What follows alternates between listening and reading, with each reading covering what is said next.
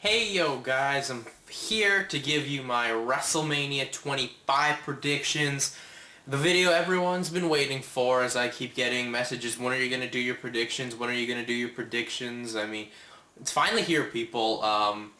This is probably going to be one of the last, wrestling pay-per-view predictions I do on, as I really don't feel the need to do them on a lot, unless it's like a big pay-per-view. I'll probably do it the big four, or a couple, maybe the bigger TNA pay-per-views, like probably maybe Lockdown, but we'll see. It'll probably be one of the last ones, but because this is WrestleMania, definitely want to give my thoughts on it.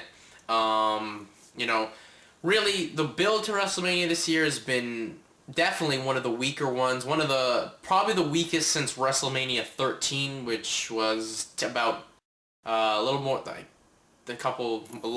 over a decade ago. So that's just not saying much. But really, when you look at the card, when you look at it, you realize there's going to be a lot of good matches.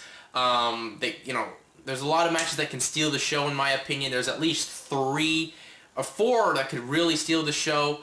And the main event program between Triple H and Orton, it's had its moments.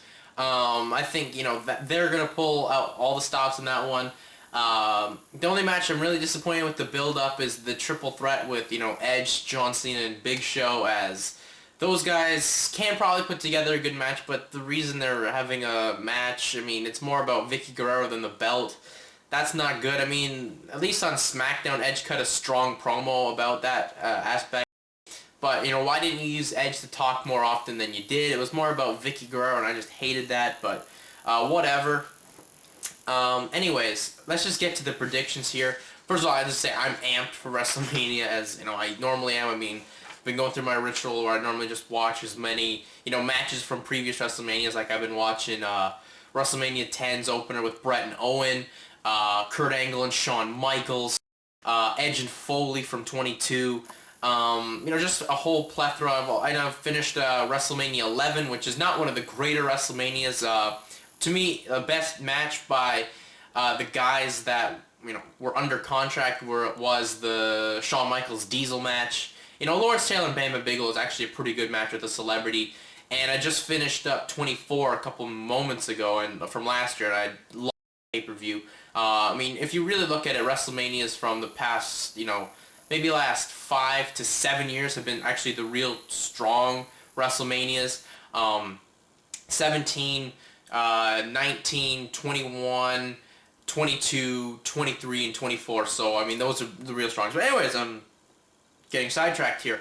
I'm going to go through the predictions here about through the card order, which has already been rumored and whatnot. But anyway, so we'll start off with Nicole Sheridan singing America the Beautiful.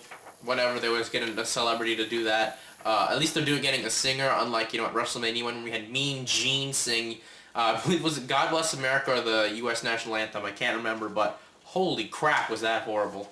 But yeah, anyways, the first match would be the WWE Intercontinental Championship match. It'll be Rey Mysterio going up against the champion, John Bradshaw Layfield. And really, to me, I don't think this match will be that good. These guys haven't had that many great of matches, but you have to remember, Rey Mysterio hasn't been on a WrestleMania since WrestleMania 22. He's going to want to, pull out all the stops and do some great stuff. There'll be a couple good spots, but overall, I don't think the match will be that great. If you look at their past, they really haven't had that many great matches.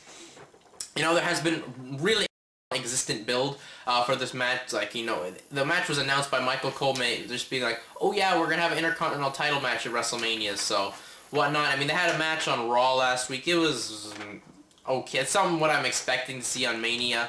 But yeah, Mysterio so far seems to be, one of the most popular guys down in Texas, which I really didn't, I really expected something like that, since, there's a whole big Latino population, and there's a lot of families that go and raise, one of the most popular with the kids, so I didn't expect it. But yeah, this match I don't think will be that well. Prediction, I'm going to take John Bradshaw Layfield, because he's promising something that's never happened before, this big thing as a whole. He's going to retire as champion and then probably, work on announce desk at SmackDown, I would assume. That's where I'd put him there. And yeah, we also have the draft coming up right after WrestleMania, and while that really doesn't mean much, but still it's a pretty good ratings juggernaut for the WWE, so Yeah, so but that's my predictions. I think Bradshaw, he wants to retire. Let him retire as champion. It's something he wants to do. And, he'll probably be back at the announcer's desk within a couple weeks. Anyways, then we go to the next match, which is the Money in the Bank ladder match. We have Christian, Finlay, Mark Henry, MVP, Kane, Shelton Benjamin, CM Punk, and Kofi Kingston. Now, I'm going to say that, the build to this year's hasn't been all that fantastic. I mean, it's the same formula as they've been doing for a while, but there's just something missing. Really, like last year, all the guys, had great chemistry with each other when they had their matches. This year, it's been up and down. Only certain guys have the strong chemistry. But really, I mean, Christian so far has been the best one. He's had great chemistry with Kofi Kingston, and MVP and Shelton Benjamin have some real strong stuff going. However, I thought their match last night on SmackDown that was obviously taped on Monday wasn't the best thing they could do. I mean, they had definitely much better matches, but whatever. A lot of people are griping about the talent in there. I'm not too worried about, Kane. Kane was in the first one, and he did a strong and whatnot. And you have Mark Henry, who's going to be in there. A lot of people are like, why is Mark Henry in there? He sucks, whatever. He's probably going to just do one attempt at the ladder. He's more going to be a fall guy. Him and Tony Atlas, they're going to probably be the fall guys just taking bumps and whatnot. How do I see this one going down? I don't think they're going to have Punk repeat. They're not a fan of the repeat thing. Really, the guy I'm going to have to go with, it's a tie between two people. It's Christian. I think, Christian's probably the only one that would, make logical sense to continue with the forward push, to be, the guy carrying that and probably unveil it, hopefully for a feud against Edge, because that would just be some fantastic mic work and in-ring work. But he's my pick number one. I have another pick, and that's going to be Shelton Benjamin, because when you look at the whole showcasing of this match, MVP Lounge, the guy that got, one of the bigger talking segments was Shelton Benjamin. He did the whole title drop thing to MVP, which is something, you would do for a guy that they're expecting to have big things to happen with, as well as the fact that, he's been doing the jobs a lot in the matches, and that's, for some reason, the WWE's mentality that if you lose a lot, you're probably going to win, which, to catch the fans off guard and what. But it really doesn't get him over. I mean, you'd want to build someone up strong so they can get the victory. But that's going to be my two predictions. I'm either taking Christian or Shelton Benjamin. I know it's a cop-out, but I can't make up my mind on who's going to go with the two. I mean, if they went with Kane or Mark Henry, it would be just asinine. MVP, he's gaining back that momentum, but, that whole losing streak angle really killed all of his heat. Kofi, it's going to be exciting to see what he can do with the ladder. To me, he's just not ready yet. And Punk, it seems like they've lost all their interest in Punk. And then we go to the next match, which is the Legends Challenge Gauntlet match. It's Chris Jericho versus Ricky the Dragon Steamboat, Rowdy, Roddy, Piper, Jimmy Superfly Snuka with Ric Flair and Mickey Rourke in their corner. Really, to me, this match, while it seemed like it was going to be one of the bigger celebrity angles that the company spent some time, really waned off since Rourke, pulled himself, due to the Oscars and whatnot. He really hasn't even made that any more appearances with this whole angle as a whole. I mean, they had some good moments in this angle, the early stuff building up. I mean, the Jericho Steamboat promo and the Jericho Flair stuff has been good, especially the stuff at the end. Jericho Piper's also great. But the stuff they did 2 weeks ago where Jericho, beat down Flair, broke his watch. I mean, that was a strong angle, but they didn't really make the connection right away. So that kind of killed the momentum. Jericho's going to have to be, a super incredible worker here. To me, how I would book this, it's a gauntlet. I would definitely want to get Jimmy Snuka, who's going to be the oldest person ever to work at WrestleMania. He's going to be 64 years old. He's probably should be in there for at least 2 to 3. Codebreaker, pin him. Then you have Piper go in there. I'd have Piper unload on Jericho. And Piper's not in the best of shape, so that should be another short thing. Have Piper get DQ'd. No, I'd either have Piper get DQ'd by having this fit of rage and whatnot. Throws a chair and whatnot at Jericho, or I would also see Jericho codebreakering him. That's probably the better scenario. I'd have a codebreaker on. And then you have Steamboat, who I've been told has been in some of the best shape of his life, 10 to 12 minutes, Steamboat and Jericho, and you have, a Flair, run in, and Rourke's going to nail Jericho in the face, and then Steamboat gets the win. I mean, really, that's going to be some fun stuff between Jericho and Steamboat because, Steamboat's one of Jericho's idols and all that, and, Steamboat's one of the greatest workers of all time, so he better have those damn working boots on from, 1983 to up until, he retired run. Basically his whole career, but he better be ready to work like it was 1987 WrestleMania 3 with Randy Savage. So that's just my opinion there. But definitely the Legends will get the win and whatnot. But overall, I mean, just the intrigue between Jericho and Steamboat, but overall the match won't be that good. Which sucks because Jericho could have had a better match. I mean, there was the between Austin and Hogan, but Austin doesn't want to work a match, and Hogan, he has got back surgery and whatnot. But anyways, then we go to the WWE Tag Team Unification match, where it'll be the WWE Tag Team Champions, the Colognes, with, I believe it's Brie Bella, versus the World Tag Team Champions with John Morrison and The Miz with Nikki Bella. To me, this will be a good match. It's a lumberjack match. It really takes away a bit of the momentum in it because these teams have had, amazing chemistry. It's actually been one of the better tag team feuds they've had in quite some time, especially since the whole, maybe since about 2005, 2006, I would say. Really great in-ring work between the guys. I mean, even in singles matches, Primo and Miz, John Morrison and Carlito, and of course as a tag team. How do I see this going? I definitely would see, Brie accidentally costing the Colognes the match. Not more so to turn heel. I think that would happen, the next week on SmackDown, because if you're going to do this turning heel in the Orton Triple H match, which is something I believe will happen like a lot of people do, it would just be insignificant and it would make that seem a little insignificant to that turn. I mean, I don't know why you want to do the same angle twice on the show. It doesn't work. I just have like an accident, like, she tries to hit Morrison or Miz with the belt and they get out of the way, and Carlito gets hit with the Moonlight Drive or whatnot, reality check. Anyways, that's how I would see it happening. Overall, I'm expecting a good match. I mean, the lumberjack thing sucks, but it's just their annual, let's get everyone on pay-per-view. But, when you look at the guys in there, I mean, it sucks that R-Truth isn't in the match because he was supposed to be in the Money in the Bank ladder match. But, you guys like Kozlov, I'm really happy he's not in the match and stuff of that nature. So, but yeah, this match should be a good match, and I'm really looking forward to it.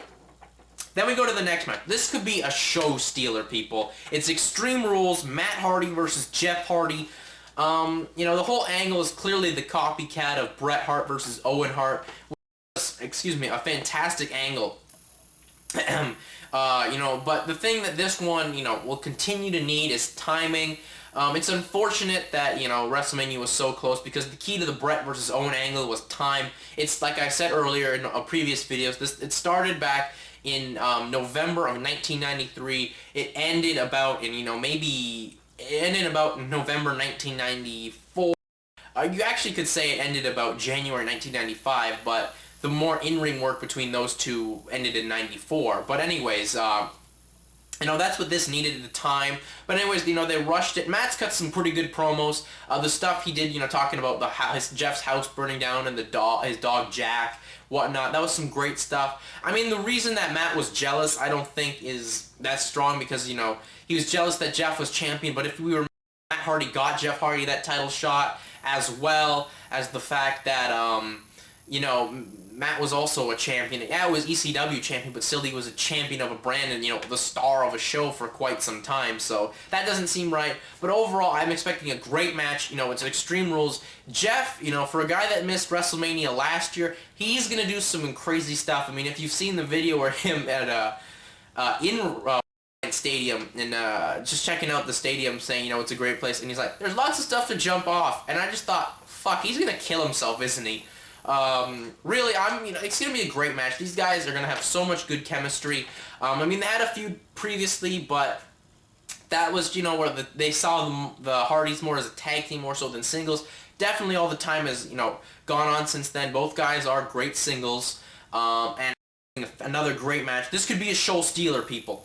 And then we're going to have a musical performance from Kid Rock. You know, Kid Rock's one of the better musical acts this company has gotten in, you know, previous years. Not just for WrestleMania, but as a whole. I mean, Kid Rock loves the company. Like, he loves what they do. You know, he's passionate about them and whatnot. I like Kid Rock's music as a whole. I'm one of Kid Rock's fans. I don't know if you are, but Kid Rock will do a good job. He probably more sing down all the divas for the 25 Diva Battle Royal.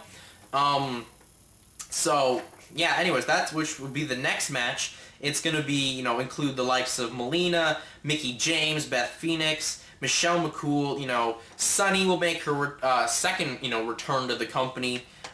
Victoria will be there. We believe Mae Young is in there. I don't think she will be. Gail, I know Jackie Gata, Molly Holly will be there. Nydia's going to be in it. Tori Wilson will be in there. I'm definitely going to also think that Santino's going to make a run in some sort just because he, for some reason, wants to be in it. That's how I would just see it. Overall, I don't know if they're really going to make this all serious and whatnot. Who do I see winning? I mean, I would probably do either Beth Phoenix, Gail, like there's three choices, Beth Phoenix, Gail Kim, or probably just those two. That's the only one I could see. Maybe Gail, but you know, they don't feel that Gail is probably ready since, you know, she hasn't earned it and whatnot. I don't know. I'm just expecting this to be, you know, a short, you know, hopefully fun stuff with Santino in there. And, you know, it'll be great to see the likes of Sunny back because, you know, Sunny's favorites, and just great to see her back there again. Anyways, then we go to the next match, which is the World Heavyweight Championship. It'll be John Cena versus Edge versus Big Show. Another match where I'm, you know, I really personally wish that this wasn't a triple threat.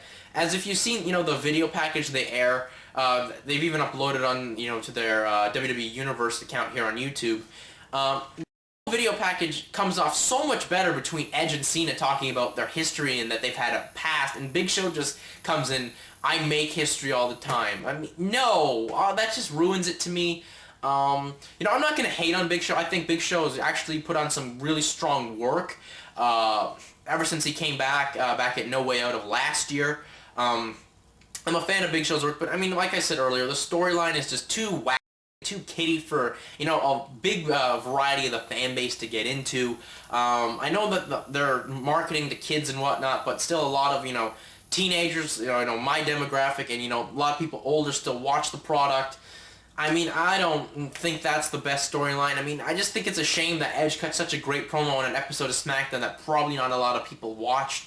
But still, I'm looking forward to the dynamic between Edge and Cena, and you know what, Big Show will probably work his best. I mean, he put on a hell of a performance last year against Floyd Mayweather, and whatnot. So I'm expecting, you know, a decent match here. Like I said, the build could have been a little better, but, you know, Cena will go hard as he normally does. He's got great chemistry with Edge, and he's actually got some decent chemistry with Big Show. Really, how do I see this one going down? I would see, you know, Cena getting the win, just mainly because, you know, I don't see how he can't win it. I mean, they'll do some comedy stuff since Vicky's on the line with Cena and Vicky and whatnot, so that's how I see that happening. Then we go to the match I definitely think could be match of the night. It's definitely something that should be the main event. It's the Heartbreak Kid Shawn Michaels versus The Undertaker. Easily the best built-up match on the show, with, you know, Shawn being the only guy ever to get in Undertaker's head, you know, doing the mock funerals and whatnot. Definitely going to be some great in-ring work. I don't understand how you can hate on this match. They haven't had a match since 1997, so please, or they haven't had, you know, well, actually, they haven't had a match since 1998, but their feud started back in 97, but you know what I mean.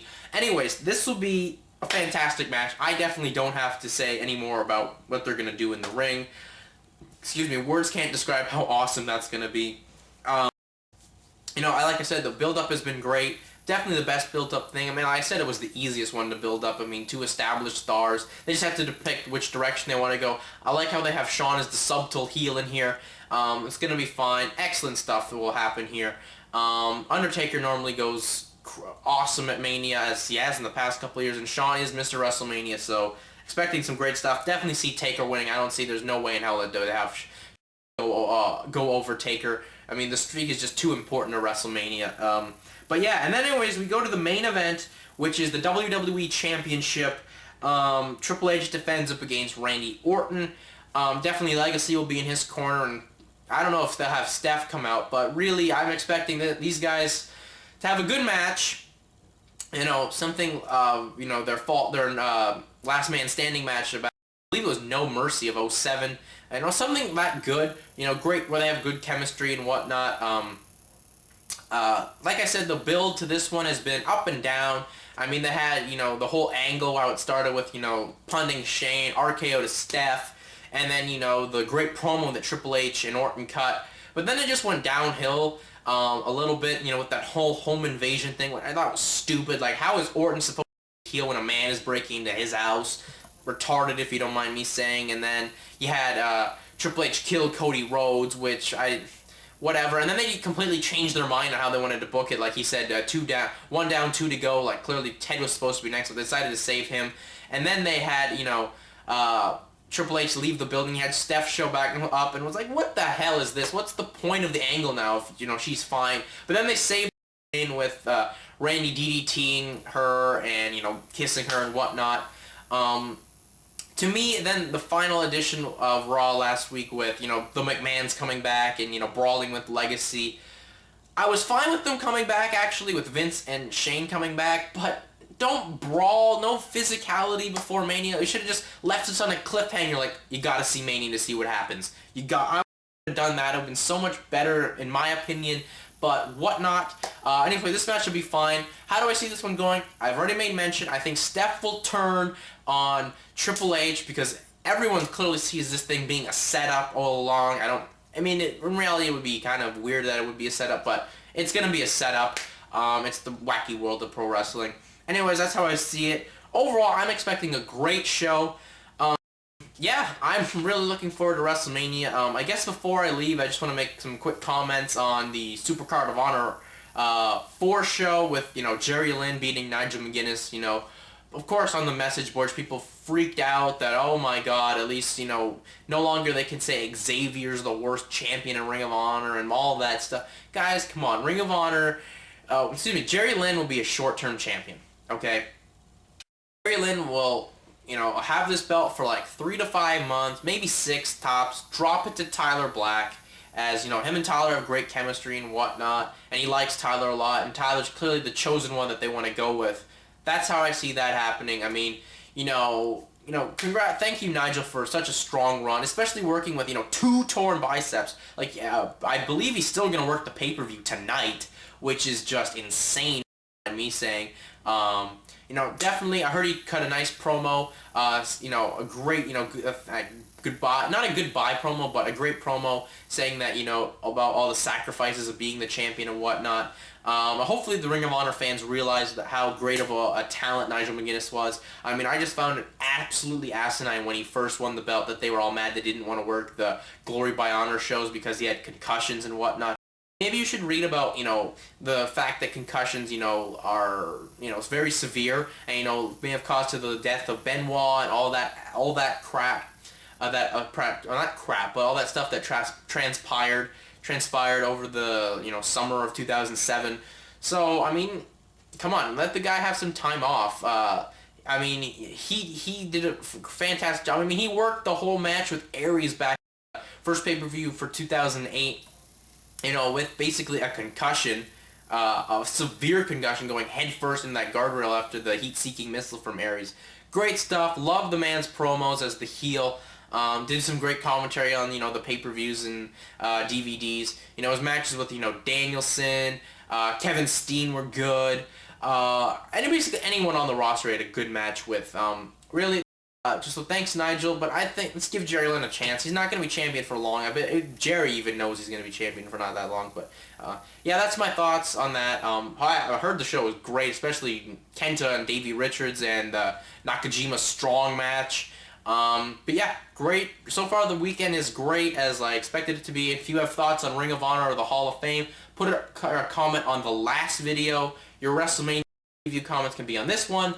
Anyways, that's it for me. I am out. Peace.